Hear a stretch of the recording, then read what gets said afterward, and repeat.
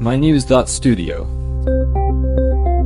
Solar panels stretching across deserts, wind turbines clustered along coastlines. Can the world actually triple clean energy capacity in just 6 years? Today's date is November 25th, 2025. So over 120 countries have now pledged to triple global renewable energy capacity by 2030. That's at least 11,000 gigawatts, an enormous goal. How did all these countries come together on this? The agreement came out of COP28 in Dubai back in December 2023. What's notable is who signed up, not just the US, EU, Japan, and Canada, but also big developing economies from Africa, Latin America, and Asia. It's a rare moment of alignment, with everyone aiming to keep global warming below 1.5 degrees Celsius. But pledges are one thing, actually delivering is another. How will countries make sure they meet these targets? That's the core issue. The International Renewable Energy Agency, IRENA, is now the official monitor. They track progress, collect national data, and compare it to the 1.5 degrees Celsius pathway. But looking at the numbers, there's already a gap. Out of 13 updated national climate plans, only 5 have set concrete renewable targets for 2030. Exactly. The accountability system depends on two things: transparency and updated national plans. IRENA is helping countries build renewable energy roadmaps.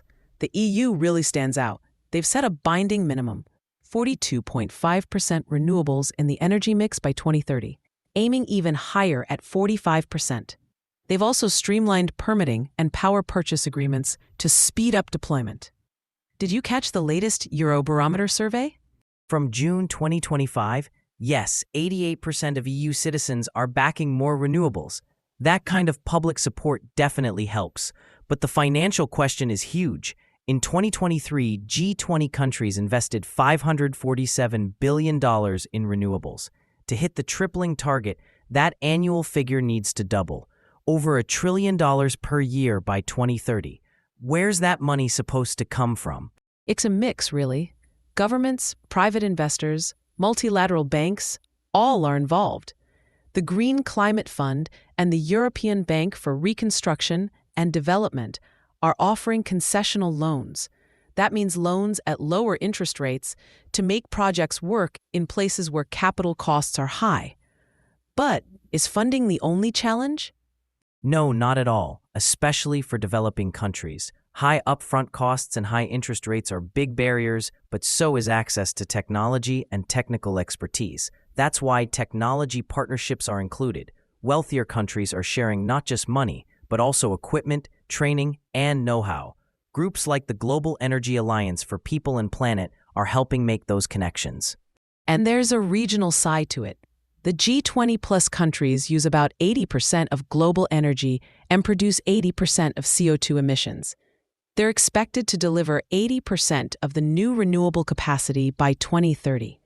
But the transition doesn't look the same everywhere. Take Southeast Asia, Central America, or Africa. Each has unique challenges with grid infrastructure and available resources. That's where IRENA's regional energy transition outlooks come in, tailoring solutions to each region's needs. But do you think these local plans will be enough to close the gap in economic and technical capacity?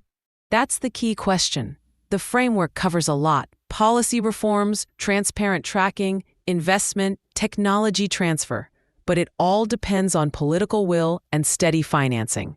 The next 5 years are going to be crucial. Will governments stick to their promises when things get tough? It really comes down to accountability and how the burden is shared. If the major economies step up with funding and technology, others can follow.